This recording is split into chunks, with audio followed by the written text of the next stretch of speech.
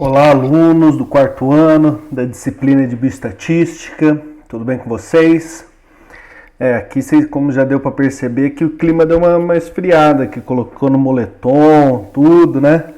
Espero que vocês aí estejam se protegendo aí, né? Nessa pandemia.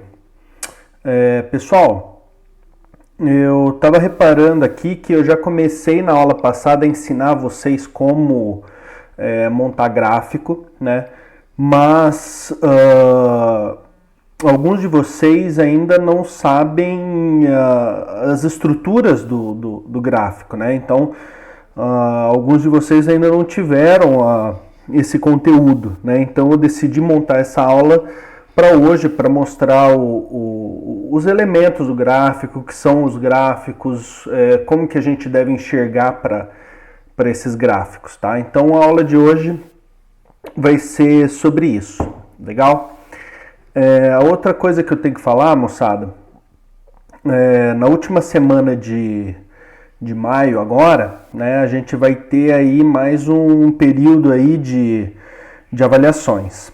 E como eu fiz com outras disciplinas, eu vou, em vez de a gente fazer uma avaliação, eu vou dar um trabalho para vocês fazerem, tá? E o trabalho é para vocês entregarem aí na última semana. Então, apesar dessa aula de hoje ser apenas essa teoria, né, dos gráficos, eu ainda essa semana vou colocar no portal do aluno lá para vocês o trabalho, as orientações para fazer o trabalho, que vai corresponder aí à segunda avaliação, né, da segunda nota da disciplina, né? A primeira nota foi a prova, a segunda nota vai ser esse trabalho que eu vou dar mais de uma semana de prazo aí para vocês fazerem, tá? Para daí a gente entrar em férias aí em junho, tá? Então a aula de hoje vai ser bem mais curta. E ainda essa semana, galera, por favor, fiquem atentos com o portal, tá?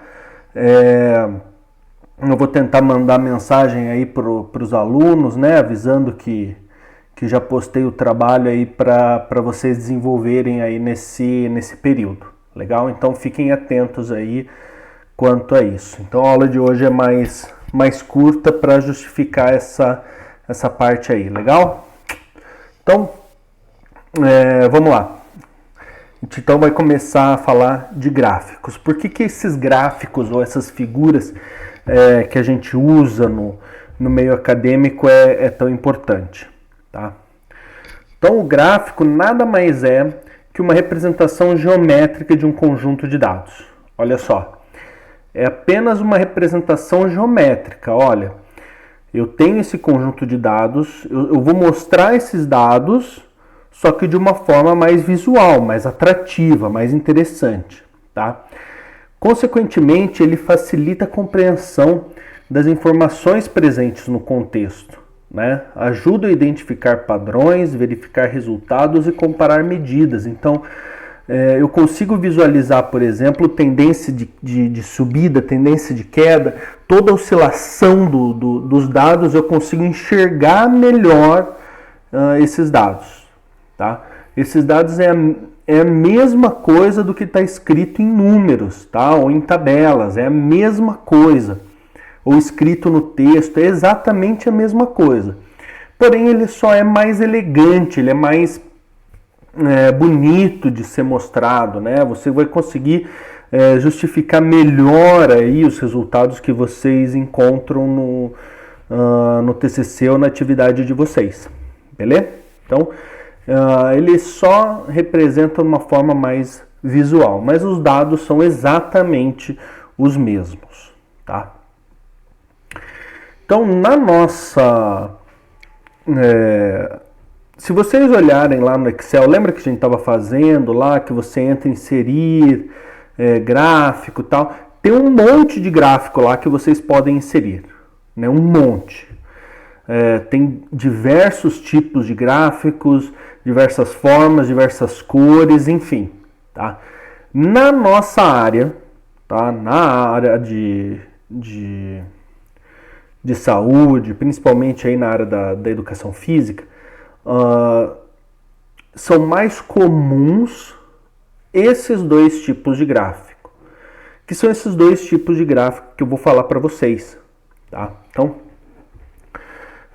você tem o gráficos em colunas ou em gráficos em linha ou dispersão, tá? Então, esses são os dois principais gráficos, ou duas principais figuras que a gente encontra na nossa área, tá? E eu utilizo esses gráficos, esses diferentes gráficos, para diferentes funções, né?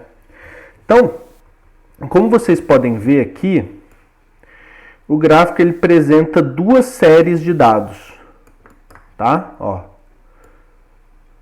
duas séries de dados. Então, nesse caso aqui, eu acredito que são sujeitos e aqui os diferentes tipos de teste, tá? Aqui, eu acredito que é o mesmo sujeito, tá? O sujeito A e B, porém aqui é tempo, tá? Então, ele apresenta dois tipos de número aí, tá? E que é compreendido nesses eixos aqui, ó. Eixo X e eixo Y. Pessoal, é importantíssimo vocês entenderem essa relação do eixo X com o eixo Y. Tá? Mais para frente, a gente vai começar a trabalhar com ajustes de dados, né? Ajustes lineares, ajustes polinomiais, enfim. E para a gente compreender isso, a gente precisa gravar isso na nossa cabeça. O eixo X, que é o eixo horizontal, e o eixo Y, que é o eixo vertical. A partir daí, a gente consegue determinar, dependendo dos dados, dependendo do ajuste dos dados, a gente tem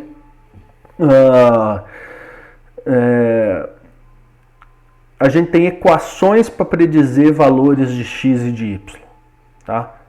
Mas isso é um papo mais para frente. É importante que vocês entendam que o gráfico ele tem um eixo X e um eixo Y, tá? Geralmente no eixo X eu utilizo variável independente e no eixo Y variável dependente. Olha só, vamos ver a diferença entre essas duas variáveis? Ó, a variável independente é uma variável que representa uma grandeza que está sendo manipulada no experimento. Olha só. Pô, professor, isso é difícil, né? Uma variável independente? Olha só. Variável independente é que eu controlo na minha atividade. Tá? Então, lembram das aulas do Porto? Que ele fez testes incrementais com vocês? Ou seja, ele colocava vocês na esteira, né? E ia aumentando a velocidade, né? Lembram disso? Então, qual que é a variável independente nesse caso? É a velocidade, né? Ou seja, é uma grandeza que eu vou manipular no meu experimento.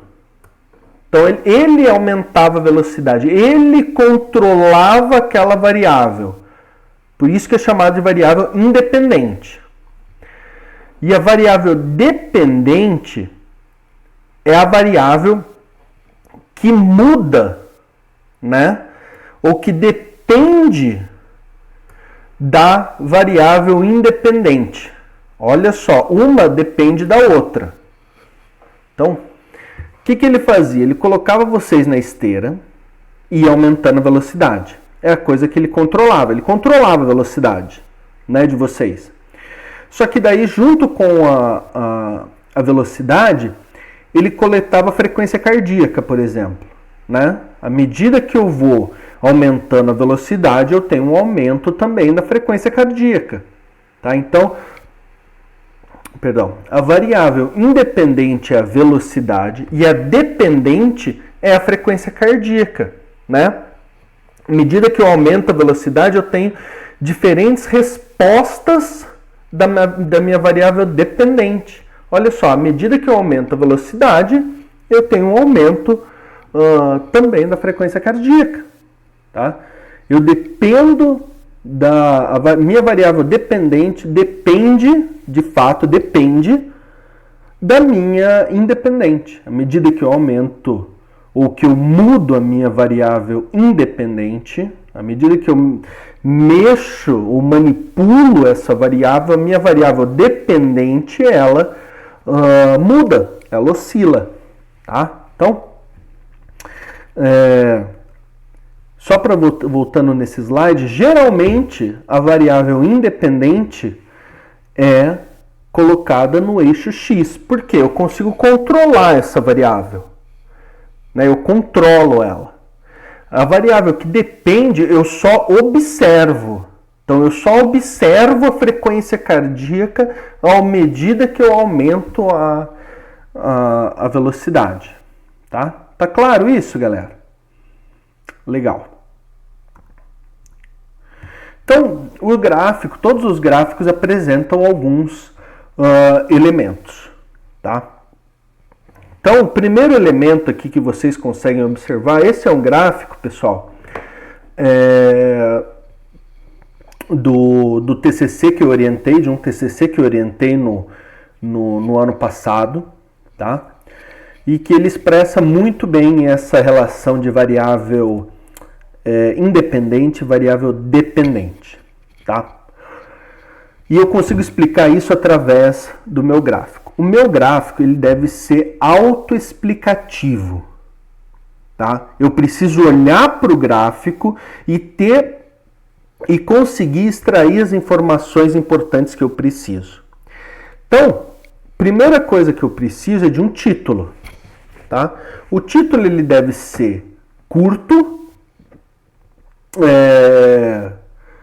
ele deve ser curto e preciso, tá? Ele tem que ser bem enfático. Então, olha só, você tem o título. No meio acadêmico, pessoal, tanto gráfico quanto desenho, tudo que não é tabela e não é texto é chamado de figura, tá? Então, a média do comportamento da frequência cardíaca e percepção subjetiva de esforço durante um teste incremental. Olha só. Qual que é a minha variável independente? São os estágios, né? Estágio 1, estágio 2, estágio 3, estágio 4, estágio 5. Ou seja, eu coloco o primeiro estágio, eu mudo esse atleta para o estágio 2, eu mudo esse atleta para o estágio 3, tá? E eu fico observando as minhas variáveis dependentes, que neste caso é a frequência cardíaca e a percepção subjetiva de esforço, tá? Olha só. Eu coloco o meu atleta no primeiro estágio e vejo o que acontece. Então, ó, isso é o que aconteceu com a percepção e isso a frequência cardíaca. Eu aumento um estágio, ó, eu mudo de estágio, eu tenho um aumento na minha percepção subjetiva de esforço e aumento na minha frequência cardíaca. Então, a variável independente é que eu mudo o atleta de estágio. E a dependente eu só observo, eu só estou observando a frequência cardíaca, só estou observando a percepção subjetiva de esforço. Tá? Então, nesse gráfico aqui, ele tem um título, que é preciso e curto, ele tem uma legenda, então eu sei que ó, o azulzinho aqui é a percepção subjetiva de esforço. E eu sei que o roxo é a frequência cardíaca. Tá?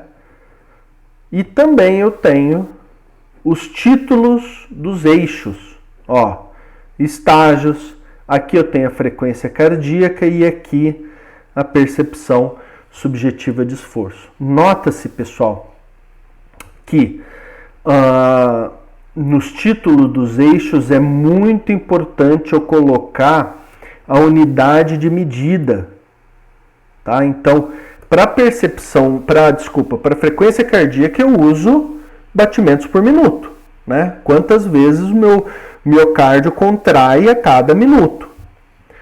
E a percepção subjetiva, nesse caso, é unidades arbitrárias, porque eu mostro uma tabela para ele, como vocês sabem, e ele aponta um número do que ele está sentindo, tá? Então, esses são os elementos do gráfico. A partir que eu tenho título do gráfico, eu tenho uma legenda e eu tenho título dos eixos, eu consigo interpretar, então, o que está acontecendo com a média dos meus atletas no meu protocolo incremental, tá? Tá, beleza. Quando que eu uso, então, um gráfico em coluna? Quando que eu uso um gráfico em linha ou em dispersão? Depende muito da ênfase que você quer apresentar. Tá? Então, depende muito do que eu quero mostrar, o que eu quero evidenciar para o meu leitor. Tá? Então, o primeiro gráfico aí, que é o gráfico em colunas, tá? Lembra daqueles dois tipos só que a gente tem na nossa área. Tá? O gráfico em coluna, ele apresenta poucos períodos, tá? Ou poucas variáveis independentes. Nesse caso aqui, eu tenho,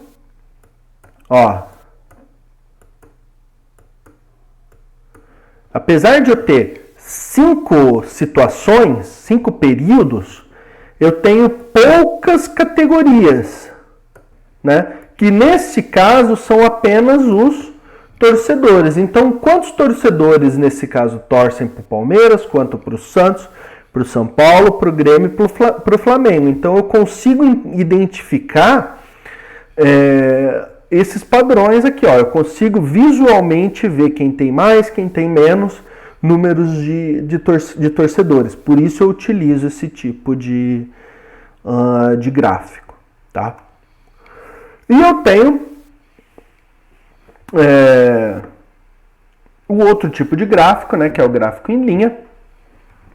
É quando seus dados apresentam muitos períodos, né? Ou seja, muitas variáveis independentes, né? Olha só, olha quantos períodos aqui, janeiro, fevereiro, dezembro. Eu tenho 12 períodos que eu vou observar a minha variável dependente. O que acontece com a minha variável dependente em diversos momentos, tá?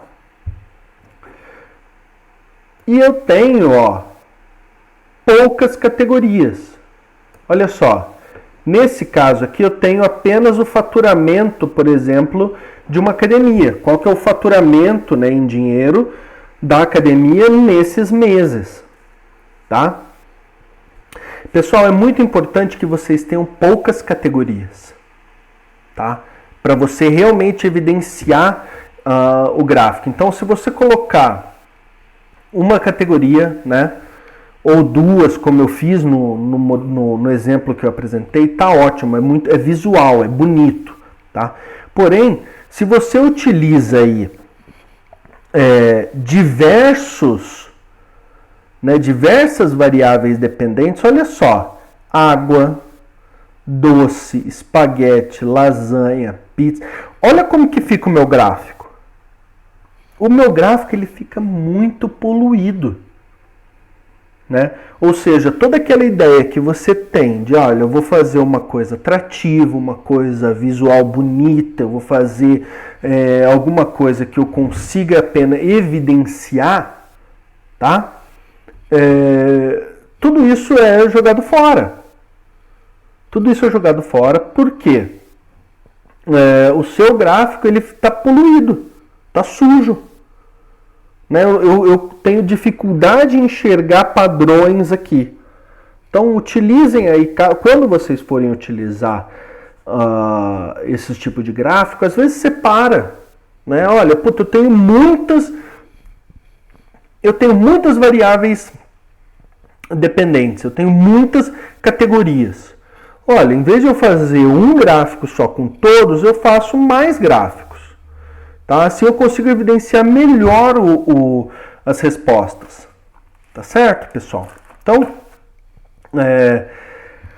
galera, essa aula, como eu disse para vocês aí, é bem curta, tá? Ela é bem curta porque as próximas aulas aí vai ser, a próxima, na verdade, ainda essa semana, eu vou postar o trabalho para vocês fazerem valendo aquela segunda nota, tá? Então, por favor, fiquem atentos ao portal, que eu vou postar isso, e daí vocês vão ter até a última semana aí de maio para entregarem os trabalhos. Legal? Moçada, por hoje é só, não tem atividade para vocês fazerem, apenas eu vou colocar lá no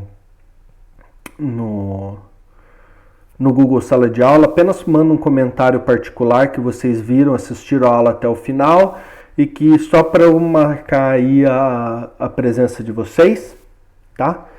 E é isso, beleza? Então, não esqueçam lá, coloca lá para presença e fiquem atentos ao portal essa semana, e eu vou divulgar ao máximo aí quando eu postar o trabalho de bioestatística para vocês fazerem. Legal? Então é isso, espero que vocês tenham gostado da aula, tá, pessoal? Deem uma olhada de novo, tá com dúvida, volta, assistam de novo. Lembra que isso tá no YouTube, vocês podem assistir quantas vezes vocês quiserem. Estão com dúvida, abram isso, assistam de novo, tá? Qualquer coisa também me manda uma mensagem, me manda um e-mail, qualquer coisa que eu vou respondendo vocês aí. Legal? Então, cuidem-se aí, galera, tá? Mas estamos aí passando por um momento complicado, mas se Deus quiser vai acabar logo. Legal? Então, forte abraço a vocês aí e boa semana. Abraço!